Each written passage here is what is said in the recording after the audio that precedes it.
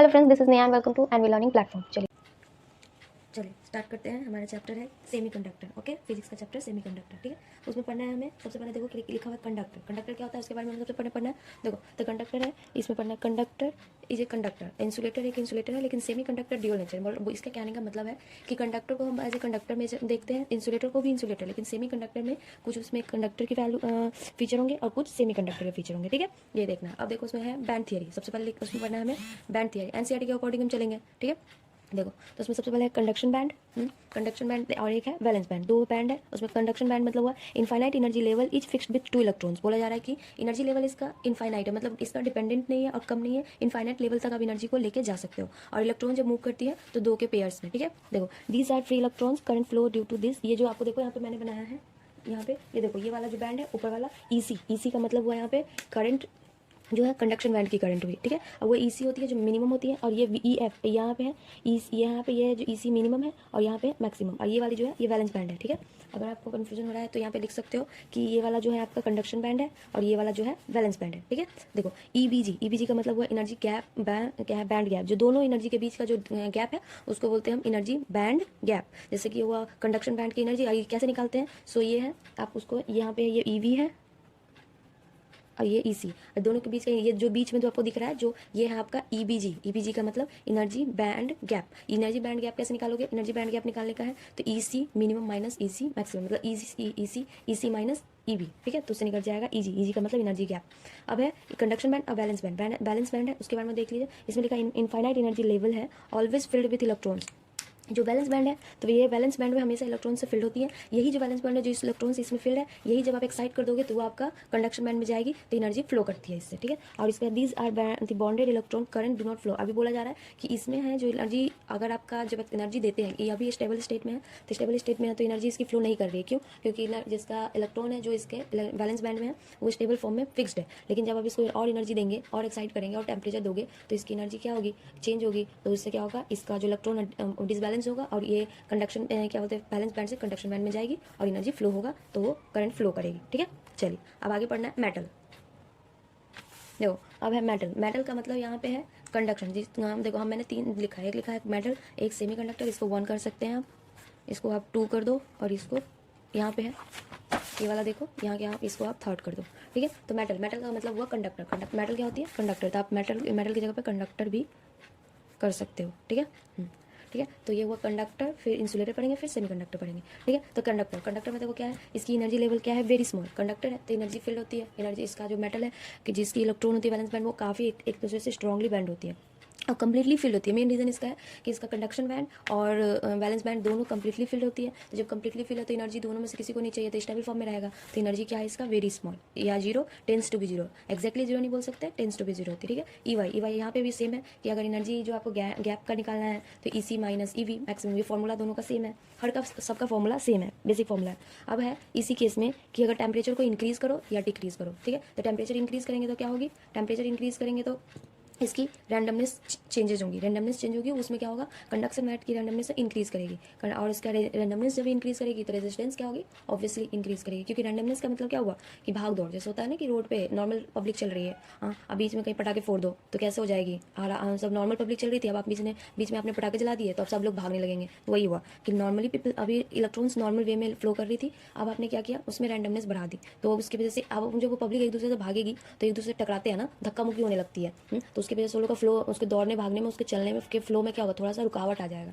तो रुकावट का मतलब यहाँ हम इसको रुकावट से करते हैं तो ये रेजिस्टेंस हो जाती है, दोनों उनके बीच में रेजिस्टेंस बढ़ जाती है। तो वैसा ही हो गया कि पहले इलेक्ट्रॉन चल रही थी नॉर्मल वे में, अब हमने रैंडमनेस बढ़ा दी। तो रैंडमनेस बढ़ा दी, अब आपस में इलेक्ट्रॉन एक दूसरे से टकराएंगे तो उसकी वजह से उनके बीच में रुकावटें बढ़ जाएंगी। ठीक है, अब देखो ये तो हो गई कंडक्शन बैंड की बात। अब है बैलेंस बैंड। बैलेंस बैंड में भी वही है। अब एक क्वेश्चन पूछ रहा है कि क्या कंडक्शन, ये जो है कि होल फॉर्मेशन इसमें मेटल में मीन्स कंडक्टर में होल फॉर्मेशन होता है या नहीं। होल फॉर्मेशन कब होती है, जब बैलेंस बैंड से इलेक्ट्रॉन निकल के बाहर चली जाएंगी तो वहाँ पे एक होल बन जाएंगी ना। होल मतलब वैकेंट बनती है या नहीं। तो एक सिंपल सा क्वेश्चन है, तो बहुत दिमाग में आता है कि मेटल है तो मेटल के केस में होल फॉर्मेशन नहीं होती है, लेकिन ऐसा नहीं है, मेटल के केस में भी होल फॉर्मेशन होता है। तो ये इंपॉर्टेंट नोट है, इसको याद रखिएगा।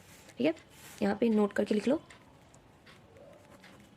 नोट करके लिख लो कि hole formation is possible in metal और नॉट। तो यस, होल फॉर्मेशन होता है बट वो टाइम उनकी जो होल फॉर्मेशन होती है वो फिक्स टाइम के लिए नहीं होती है और बहुत कम टाइम के लिए होती है। जैसे होल बनेगा और वो जल्दी से उसमें इलेक्ट्रॉन फिल्ड हो जाएगी, इसकी वजह से वो हमें दिखता नहीं है, विजिबल मीन्स ज़्यादा देर के लिए नहीं रहेगी। क्या लिखा हुआ है, but life time of hole is very small, मतलब उसका बहुत लाइफ टाइम का कहने का मतलब रहने की कैपेबिलिटी, होल रहने की कैपेबिलिटी उसकी बहुत कम होती है, बहुत जल्दी वो होल दोबारा से फिल्ड हो जाता है। समझ गए, कंडक्टर तो फिल हो गया, अब देखो कंप्लीट हो गया। अब देखो इंसुलेटर, इंसुलेटर में क्या लिखा है, इसकी एनर्जी जो होती है बैंड गैप, दोनों के बीच की जो बैंड गैप होती है, यहाँ पे ये लर्न कर लीजिए कि कंडक्टर की बैंड गैप होती है वो जो लेस देन और equal to 1 eV, 1 electron volt से कम होती है या 1 इलेक्ट्रॉन वोल्ट से इक्वल भी हो सकती है ये। बट अब इंसुलेटर की जो इलेक्ट्रॉन गैप बैंड गैप सबसे ज़्यादा होती है, इंसुलेटर की बैंड गैप होती है वो 3 इलेक्ट्रॉन वोल्ट से ज़्यादा होती है और इक्वल होती है। ठीक है, वेरी लार्ज, ये याद रखिए कि इन दोनों के बीच में बैंड गैप बहुत ज़्यादा होती है, तो इसीलिए उसको हम फॉरबिडन एनर्जी भी बोलते हैं। ठीक है, क्योंकि दोनों के बीच में बैंड गैप बहुत ज़्यादा लार्ज अमाउंट में होता है। इसमें कोई जब लार्ज अमाउंट में है तो दोनों ये वैकेंट इलेक्ट्रॉन, वैकेंट मतलब बैंड से कंडक्शन बैंड तक तो जाएगा ही नहीं, तो एनर्जी का क्या बोलते हैं, एनर्जी फ्लो ही नहीं करेगी, करंट फ्लो करेगी ही नहीं, तो नो करंट फ्लो, इसमें कोई भी करंट फ्लो नहीं होता है। ठीक है, चलो ठीक है। अब देखो, अब इंसुलेटर की जो मैंने बता दी, अब है यहाँ पे क्या, इलेक्ट्रॉन ऑफ वैलेंस बैंड की इलेक्ट्रॉन होती है वो बहुत ज़्यादा स्ट्रॉन्गली बॉन्डेड होती है। ठीक है, वैलेंस बैंड जो नीचे वाला इलेक्ट्रॉन है इसकी तो बहुत ज़्यादा स्ट्रॉन्गली बॉन्डेड इलेक्ट्रॉन्स है, और इसकी टेम्परेचर कितना भी आप इंक्रीज़ करो तो उस पर ज़्यादा इफेक्ट नहीं होता है, उसको इलेक्ट्रॉन होल पेयर पे क्रिएट तो हो जाएंगी ज़्यादा, अगर थोड़ा अमाउंट में इलेक्ट्रॉन टेम्परेचर इंक्रीज़ करोगे तो उस पर कोई फर्क नहीं पड़ेगा, बट उसको बहुत ज़्यादा मतलब एक्सट्रीम लेवल पर टेम्परेचर इंक्रीज़ करेंगे तो इलेक्ट्रॉन होल पेयर एक क्रिएट हो जाएगा। इलेक्ट्रॉन होल पेयर क्रिएट होने का मतलब है कि इसमें का जो इलेक्ट्रॉन है वो फॉरबिडन एनर्जी में बीच में, मतलब दोनों के बीच में जो गैप देख रहे हो आप कि ये जो कंडक्शन बैंड, ये वैलेंस बैंड और कंडक्शन बैंड दोनों के बीच की एनर्जी है उसमें आके रह जाएगा, और यहाँ पे इलेक्ट्रॉन, एक तो पहले से इलेक्ट्रॉन थी और इसमें एक होल बन जाएगा, तो यही बोला जा रहा है कि इलेक्ट्रॉन और होल दोनों के बीच का एक पेयर क्रिएट हो जाएगा। ठीक है, लेकिन वो भी बहुत कम अमाउंट के लिए क्रिएट होगा। ठीक है, जैसे कि ज़्यादा के लिए नहीं, वो भी बहुत स्मॉल अमाउंट के लिए क्रिएट हो जाएगा। ठीक है, चलिए अब है सेमीकंडक्टर। अब हमें पढ़ना है सेमीकंडक्टर, बेसिकली इस चैप्टर में हमें इसी को पढ़ना है, सेमीकंडक्टर को ही पढ़ना है। इसी सेमीकंडक्टर को पढ़ने के लिए हमने, लेकिन उसमें थोड़ा हमें कंडक्टर क्या होता है और इंसुलेटर क्या होता है उसको पढ़ना जरूरी है, क्योंकि सेमीकंडक्टर का मतलब हुआ कि हाफ, सेमी का मतलब हाफ हुआ, और कंडक्टर का मतलब जो होता है ये करंट फ्लो करने वाला, मतलब हाफ कंडक्टर है, ये हाफ कंडक्टर है, उसमें कुछ इंसुलेटर की कैरेक्टर भी होती है और कुछ कंडक्टर की भी कैरेक्टर होती है। ठीक है, इसमें इसका दो बेसिक मतलब टेम्परेचर पे दिया है, एक 0 केल्विन पे दिया है और एक है 300 केल्विन पे। ठीक है, 0 केल्विन पे क्या दिया है, जब कंप्लीटली इम्पटी, जब इसका कंडक्शन बैंड से कंप्लीटली इम्पटी है और बैलेंस बैंड कंप्लीटली फिल्ड है, और बीच में एक जो है फर्मी एनर्जी, देखो ये फर्मी एनर्जी है जो आप कंडक्शन बैंड के जो बीच की एनर्जी होती है, जो एट 0 केल्विन पे एनर्जी मैक्सिमम होती है, उस एनर्जी को बोलते हैं फर्मी एनर्जी। अब इसमें है, देखो फर्मी एनर्जी का मतलब है field energy level is called Fermi energy, जो ये 0 डिग्री पे, 0 डिग्री केल्विन पे जो एनर्जी फील्ड होती है तो उस एनर्जी लेवल को हम फर्मी एनर्जी लेवल बोलते हैं। ठीक है, इसमें याद रखने की चीज़ है ये वाली कि इसका जो 0 केल्विन पे है जो इंसुलेटर के जैसे बिहेव करता है, इसमें कोई भी करंट फ्लो नहीं करती है। ठीक है, अब है excuse me, at 300 kelvin, 300 kelvin पे क्या है रूम टेम्परेचर पे, 300 केल्विन का मतलब रूम टेम्परेचर हुआ, तो उस पर क्या हो जाता है आपका जो ये देखो जी का मतलब germanium, SI silicon, AS arsenic, ये सब क्या है हमारा, ये सारे के सारे इसका जो इलेक्ट्रॉन वोल्ट दिया हुआ है, ये सारे हमारे सेमीकंडक्टर होते हैं, तो उसका है ये सबके आपको कैरेक्ट दिया हुआ है कि इतने इतने इसके इलेक्ट्रॉन वोल्ट्स वगैरह है। ठीक है, अब इस पर देखो यहाँ पे है, इस दोनों के बीच में EG की वैल्यू 1 eV है, 1 eV। देखिए अब आगे देखो, इसमें क्या हो जाता है, इसमें होता है होल और इसमें चार्ज एट होल, इसमें होल के बीच में ये होल हुआ, उस होल में क्या हो जाता है, ये चार्ज इसके इलेक्ट्रॉन के जैसी हो जाएंगी, क्योंकि होल बनती है कब, जब वो इलेक्ट्रॉन ही उसमें से निकल के चला जाता है तो होल फॉर्मेशन होती है, जो पहले बताया था मैंने। ठीक है, इफेक्टिव मास ऑफ होल है तो उसको आप नॉर्मल मास ऑफ इलेक्ट्रॉन के इक्वली होते हैं, मतलब चार्ज ऑफ होल अगर आपको लेना है कि अगर बोला जाए कि होल पे कौन सा चार्ज है, तो इलेक्ट्रॉन का जो चार्ज होगा वही होगा, क्योंकि होल किसकी वजह से बना, इलेक्ट्रॉन के गायब होने से, इलेक्ट्रॉन के ही बाहर निकलने की वजह से होल बनी, तो जितनी चार्ज इलेक्ट्रॉन की थी उतनी चार्ज होल की होंगी, और मास ऑफ इलेक्ट्रॉन बोला जा रहा है, मास ऑफ होल बोला जा रहा है, तो वो भी जो होल की वजह से मास ये इलेक्ट्रॉन की वजह से के डेफिशिएंसी की वजह से ही क्या बोलते हैं आपको होल बनी, तो जो उसका मास होगा इलेक्ट्रॉन का वही मास होगा होल का। ठीक है, ये पूछ सकता है, सो इसको याद रखिएगा कि कहीं पूछ दिया आपको कि मास ऑफ इलेक्ट्रॉन और मास ऑफ होल बताने तो चलो ठीक है। सो अब देखो ये अब हमें यहाँ से पढ़ना है रिकॉम्बिनेशन का मतलब हुआ when a free electron collide with hole, then ये इसमें रिकॉम्बिनेशन है, रिकॉम्बिनेशन का मतलब बोला जब एक फ्री इलेक्ट्रॉन जो होगी वो कोलाइड करेगी होल के साथ इलेक्ट्रॉन कोलाइड कर देगी, देन फ्री इलेक्ट्रॉन रिकम्बाइंड हो जाएगा विथ होल के साथ और वो डिक्रीज कर देगी कंडक्टिविटी। ऑब्वियसली जो इलेक्ट्रॉन फ्लो कर रही है, इलेक्ट्रॉन फ्लो करने के बाद जो उसमें पहले से इलेक्ट्रॉन फ्लो कर रही थी, लेकिन अब एक होल है, होल के अंदर कंडक्ट ये हो गया, फिक्स हो गया, तब उसकी कंडक्टिविटी क्या हो जाएगी, कम हो जाएगी। इलेक्ट्रॉन जितनी फ्लो करती है उतनी कंडक्टिविटी बढ़ती है, तब उसका क्या हो गया, मोबिलिटी कम हो गई ना, तो मोबिलिटी कम हो गई, इसकी वजह से क्या हो गया, इसका कंडक्टिविटी पे इफेक्ट पड़ गया। ठीक है, अब देखो मोबिलिटी है, जो इलेक्ट्रॉन की मोबिलिटी जब फ्री स्टेट में होती है तो ज़्यादा होती है विथ रिस्पेक्ट टू होल। जैसे अभी मैंने बताया कि होल में जाने के बाद इसकी मोबिलिटी कम हो गई, तो इलेक्ट्रॉन की फ्लो करने की टेंडेंसी क्या हो गई, कम हो गई, या कंडक्टिविटी कम हो गई। तो वैसे ही दिया हुआ है। अब है mu is equal to EZ/m। ठीक है, सो अब देखिए, अब क्या है, in pure semiconductor, pure semiconductor में क्या होता है कि NE मतलब नंबर ऑफ इलेक्ट्रॉन है इज इक्वल टू क्या होता है, number of hole is equal to number of electron intrinsic charge carrier per unit volume. NI इसका मतलब हुआ intrinsic charge carrier per unit volume. ये सारे के सारे इक्वल होते हैं प्योर सेमीकंडक्टर में। ठीक है, प्योर सेमीकंडक्टर को आप एज वेल एज इसको इंट्रिंसिक सेमीकंडक्टर भी बोल सकते हो, इंट्रिंसिक भी बोल सकते हो सेमीकंडक्टर, और प्योर सेमीकंडक्टर ऑलमोस्ट सेम ही होता है। ठीक है, देखिए, अगर आप इलेक्ट्रॉन इसमें प्योर सेमीकंडक्टर के केस में क्या करोगे, अगर टेम्परेचर को इंक्रीज करेंगे तो इलेक्ट्रॉन होल पेयर क्रिएट हो जाती है, कि मतलब दोनों के बीच में दोनों प्योर था, दोनों इक्वल था, लेकिन अब टेम्परेचर बढ़ा रहे हैं तो इलेक्ट्रॉन और होल के बीच का क्या हो जाएगा, पेयर क्रिएट हो जाएगा, मतलब दोनों साथ में क्रिएट हो जाते हैं। जैसे कि यहाँ पे देखो I is equal to IE plus IH। I मतलब टोटल करंट, ये भी एक इक्वेशन है, इस इक्वेशन को भी याद रखिए। बेसिकली हम इसमें इक्वेशन ही पढ़ा रही हूँ मैं, सो ताकि आपको कन्फ्यूजन ना हो। ठीक है, चलिए देखिए, ये है कि total current is equal to ये जो IE मतलब इलेक्ट्रॉन का करंट मतलब प्लस होल का करंट। ठीक है, इलेक्ट्रॉन फ्लो थ्रू ये करंट फ्लो थ्रू इलेक्ट्रॉन और करंट फ्लो थ्रू होल। ठीक है, टोटल ये हो गया। अब ये है, इसको आप आई के NEAVD भी लिख सकते हो। यहाँ पे क्या है, N इज इक्वल टू क्या हो जाएगा, नंबर ऑफ इलेक्ट्रॉन पर यूनिट वॉल्यूम, E मतलब चार्ज, A एरिया, VD मतलब होता है इसका ड्रिफ्ट डेंसिटी, मतलब ड्रिफ्ट वेलोसिटी जो होती है VD वो लिखते हैं। तो यहाँ पे VD लिखेंगे तो VD E का लिखेंगे, मतलब ये हो गया आपको इलेक्ट्रॉन की ड्रिफ्ट वेलोसिटी। और ये NEAVD यहाँ पे है, VD is equal to hole की वेलोसिटी, ड्रिफ्ट वेलोसिटी। ठीक है, समझ गए। अब देखिए यहाँ पे, अब नॉर्मली मैंने ये जो इक्वेशन बनाने के बाद आप निकाल सकते हैं कि I इज इक्वल टू क्या हो जाएगा हमारा, I इज इक्वल टू हो जाएगा हमारा यहाँ NE, यहाँ पे हमने NE दोनों में कॉमन है और A भी कॉमन है तो बाहर निकाल दिया, और इसका VD इलेक्ट्रॉन का प्लस VD होल का। ठीक है, फॉर्मूला है। और यहाँ पे VD is equal to mu into E, जैसे हमने इलेक्ट्रिक फील्ड में पढ़ा था वैसे इससे आप निकाल सकते हो म्यू इंटू E। ये सब आपको करंट डेंसिटी में पढ़ना है, करंट डेंसिटी में आप मतलब पढ़ चुके हैं, तो इसमें मैंने इसको ऐसे इस फॉर्म में कर दिया। अब देखो बेसिक है टेम्परेचर के केस में, देखिए टेम्परेचर है कंडक्टर, सेमीकंडक्टर, इंसुलेटर। जब टेम्परेचर को इंक्रीज या डिक्रीज मतलब बेसिकली टेम्परेचर को चेंज करते हैं तो कंडक्टर पे, सेमीकंडक्टर पे और इंसुलेटर पे क्या इफेक्ट होता है ये देखना है। देखो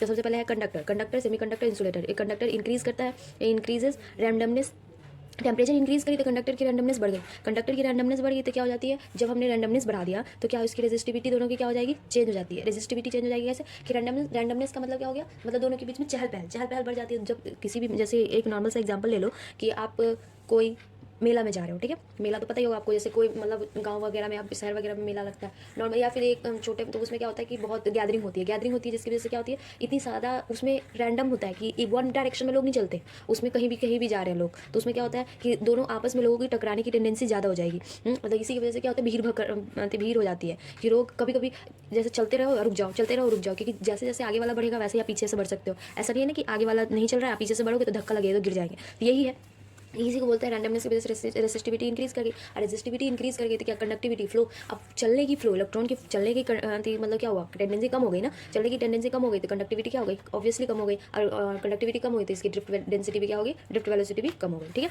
सेमी कंडक्टर के केस में क्या होता है, इसमें इलेक्ट्रॉन होल पेयर बनता है, जिसकी वजह से क्या है, अब जितने भी इलेक्ट्रॉन थे अब होल है, जगह दोनों ऑक्यूपाई कर गया, ऑक्यूपाई करने की वजह से क्या हुई, रेजिस्टिविटी इसकी कम हो गई, तो दोनों की कंडक्टिविटी बढ़ गई, और कंडक्टिविटी बढ़ी और ड्रिफ्ट वेलोसिटी भी कम हो गई। ठीक है, अब देखो इंसुलेटर के केस में क्या होता है, इलेक्ट्रॉन होल कंडक्टिविटी है जो इंक्रीज कर जाती है, और टू स्मॉल अमाउंट, लेकिन करती है इंक्रीज, लेकिन बहुत कम अमाउंट के लिए इंक्रीज करती है, ऐसा नहीं कि बहुत ज़्यादा अमाउंट के लिए इंक्रीज करती है, बहुत कम रेंज के लिए इंक्रीज करती है। ठीक है, अब डिक्रीज, अब ये टेम्परेचर इंक्रीज का केस था ये वाला, जैसे ये दोनों याद रखिएगा क्योंकि ये बहुत ज़्यादा इंपॉर्टेंट है। एक टेम्परेचर इंक्रीज का केस था, अब टेम्परेचर डिक्रीज का केस पढ़ेंगे। ठीक है, अगर हमने टेम्परेचर डिक्रीज करी तो क्या हुआ, ऑब्वियसली जब टेम्परेचर डिक्रीज करी तो रैंडमनेस क्या हुआ, कम हो गया, रैंडमनेस कम हुआ तो इस कंडक्टिविटी से कम हुई, तो इसकी क्या बोलते हैं, रैंडमनेस इंक्रीज करी तो इसकी रेजिस्टिविटी कम हुई, इसकी वजह से क्या, अब रेजिस्ट नहीं कर रहा है तो आराम से इलेक्ट्रॉन फ्लो करेगी तो कंडक्टिविटी बढ़ेगी तो ड्रिफ्ट वेलोसिटी बढ़ेगी। ठीक है, हर जब ये सब कंडक्टर का केस है, सेमी कंडक्टर के केस में इलेक्ट्रॉन होल पेयर बनता है, इलेक्ट्रॉन होल पेयर बनेगा बहुत कम अमाउंट के लिए तो रेजिस्टिविटी बढ़ जाएगी इसकी, समझ गए। देखो अब यही क्वेश्चन बोला, what is the use of semi conductor का यूज बोल रहा है। तो देखो यहाँ पे क्या मैंने आंसर, ये सेमी कंडक्टर बोल रहा है तो ये इसका क्या यूज है बेसिकली, तो there is no use of pure semiconductor because its conductivity depends only on temperature. बोला जा रहा है कि प्योर सेमी कंडक्टर का कोई यूज़ नहीं होता। ठीक है, प्योर मतलब इंट्रिंसिक वाले का कोई भी यूज़ नहीं होता है बेसिकली इसका, बस क्योंकि ये इसका यूज़ इसलिए नहीं होता क्योंकि ये बस टेम्परेचर पर डिपेंड करता है कि अगर जहाँ पे टेम्परेचर चेंज होगी तो सेमी कंडक्टर चेंज होगा, अगर टेम्परेचर चेंज नहीं हो रही है तो एज इट इज़ जो जहाँ जो था वो वैसा का वैसे ही रहेगा, उसमें कोई भी चेंजेस नहीं आएंगे। हाँ, अब मान लो कि कोई केस दो बच्चा, अब जहाँ पे आप रहते हो कि एक स्कूल में, एक क्लास में, तो वहाँ पे सारे का सारे का टेम्परेचर तो एक ही जैसा रहता है ना, तो जैसे आप प्लेस टू प्लेस वैरी करेगी तब टेम्परेचर चेंज करेगी, तब आपको सेमीकंडक्टर का प्लेस चेंज करेगा। रीजन के अकॉर्डिंग तो टेम्परेचर ऑलमोस्ट सेम ही होते हैं, तो वहाँ पर सेमीकंडक्टर का कोई भी यूज़ नहीं हो रहा है, समझ गए। अब देखो, अब दो तरीके की सेमीकंडक्टर होती है, एक इंट्रिंसिक, दूसरा एक्सट्रिंसिक। इंट्रिंसिक का मतलब प्योर, एक्सट्रिंसिक का मतलब एक्सट्रिंसिक, ठीक है, इम्प्योर। अब ये है इंट्रिंसिक सेमीकंडक्टर क्या होता है, नंबर ऑफ फ्री। अब देखो एनसीईआरटी से पढ़ते हैं, ये ज़्यादा बेटर आपके लिए है, ठीक है। देखो इंट्रिंसिक सेमीकंडक्टर है, जो हमें नोट इंपॉर्टेंट पढ़ना है वो सब देखो। यहाँ पे लिखा है नंबर ऑफ फ्री इलेक्ट्रॉन जितने हैं n e equal to the number of hole, मतलब जितना नंबर ऑफ फ्री इलेक्ट्रॉन है उतना ही नंबर ऑफ होल्स होंगे इसमें, ठीक है। चलिए देखो, समझ गए। हाँ, अब विजिबल है। हाँ चलिए, उस टाइम थोड़ी सी डार्कनेस थी तो दिख नहीं रहे थे। हाँ देखो, नंबर ऑफ फ्री, इसे इंट्रिंसिक में क्या होता है, N E is equal to number of free electron is equal to number of holes होते हैं, और दोनों नंबर ऑफ इलेक्ट्रॉन कैरियर के इक्वल होता है। मतलब यहाँ पे मैंने लिख दिया N E is equal to N I, N H is equal to N I, तीनों के तीनों एक दूसरे के इक्वल होंगे, ठीक है। मतलब उसमें चेंजेस नहीं हो। क्यों, अब दोस्तों इसमें चेंज नहीं है, इलेक्ट्रॉन और होल सेम है, तो इसकी वजह से क्या है, आपका करंट का फ्लो बेसिकली बैलेंस्ड रहेगा, हर चीज़ बैलेंस्ड रहेगी, ठीक है। अब देखो, अब क्या है यहाँ पे, ये देखिए यहाँ पे लिखा हुआ है कि semiconductor possesses the unique property in which, semiconductor possess करता है कि unique property in which part from electron apart from electron the hole also move. इसमें बोल रहा है कि सेमीकंडक्टर में एक होल बेसिकली नहीं मूव करता हर केस में, लेकिन सेमीकंडक्टर के पास एक यूनिक प्रॉपर्टी है जिसमें क्या कहते हैं, विच ये इलेक्ट्रॉन तो मूव करता ही है, इलेक्ट्रॉन तो आपने देखा हर जगह मूव करता है, लेकिन ये सेमीकंडक्टर में इलेक्ट्रॉन के साथ साथ होल्स भी मूव करते हैं। तो ये थोड़े से मुझे लग रहे हैं कि थोड़े इंपॉर्टेंट है, तो आप इसको लर्न कर लीजिए, ठीक है। चलिए, remember that the motion of hole is only the convenient way of describing the actual motion of bond electron। अब बोल रहा है कि मैंने बताया कि सेमीकंडक्टर में इलेक्ट्रॉन तो मूव करते हैं, उसके साथ होल भी मूव करते हैं, तो होल मूव करते हैं तो उसमें याद रख लो कि उसका होल का जो मोशन है वो ओनली कन्वीनियंट होता है, वो एक कन्वीनियंट वे लेता है actual motion of bonded electron. जो इलेक्ट्रॉन बाउंडेड होती हैं उसी के मूवमेंट से जो चलता है, तो बेसिकली उसी का मूवमेंट को हम होल का मूवमेंट भी बोलते हैं, ठीक है। ऐसा नहीं है, आप मतलब मेजोरिटी में देखो एक होल है, यहाँ पे मूव को तो करता है बेसिकली इलेक्ट्रॉन ही है, मूव करता है बेसिकली इलेक्ट्रॉन ही है, लेकिन आपको ऐसा लगेगा कि मतलब क्या बोलते हैं उसको, कि आपका होल मूव किया, क्योंकि एक प्लेस है, एक प्लेस की जगह पे यहाँ पे, हाँ यही वाला एग्जांपल ले लीजिए। यहाँ पे जो देखिए, सबसे पहले देखो, आई होप दिख रही होगी। हाँ देखो, यहाँ पे पहले हमारे क्या साइड 1 पे होल था, अब ये साइड 1 पे होल है। हाँ, आपका ये आगे करोगे तो आगे देखिए, यहाँ पे आपको साइड 2 पे होल दिख रही होगी। हाँ, यहाँ पे दिख रही है, यहाँ पे होल टूट रही है, तो इसका क्या हुआ, इससे होल मूव करी, लेकिन उसका इलेक्ट्रॉन के मूव करने की वजह से होल मूव करता है, ठीक है। इलेक्ट्रॉन की वैकेंसी मतलब एक है, दूसरी जगह पे चला गया इलेक्ट्रॉन मूव कर गया तो होल दूसरी जगह पे बन गया, तो बेसिकली इस मूवमेंट की वजह से इलेक्ट्रॉन का मूवमेंट होता है। मतलब इंडिपेंडेंट होल का मूवमेंट नहीं है कि हाँ यहाँ से होल है तो यहाँ से होल यहाँ पे चला है, ये इलेक्ट्रॉन मूव करती है, उसके बेसिस पे होल मूव करता है, बेसिकली यही कहना चाह रहा है, ठीक है। अब जहाँ पे मैंने लिखवाया कि क्या बोलते हैं उसको, कि number of electron is equal to number of hole is equal to number of I, N I मतलब कैरियर कंसंट्रेशन, ठीक है। अब देखो यहाँ पे है, देखिए, ठीक है। तो यहाँ पे है वैसे ही उसी फॉर्म में से है कि total current is equal to I plus I H, I मतलब current of electron plus current of hole, ठीक है। इट में बी नोटेड डैट, इसके बारे में कुछ लिखा हुआ है, इट में be noted that apart from the process of generation of conduction of electron and holes, the simultaneous process of recombination occur in which the electron recombine with the hole, ठीक है। ये सब पॉइंट है आपको NCERT की जो पक्के से याद करनी है, ठीक है। ये है कि ये वाला याद रख लीजिए कि I E electron current is equal to होता है आई प्लस आई एच, ठीक है। ये वाला मैंने समझा ही दिया। चलिए।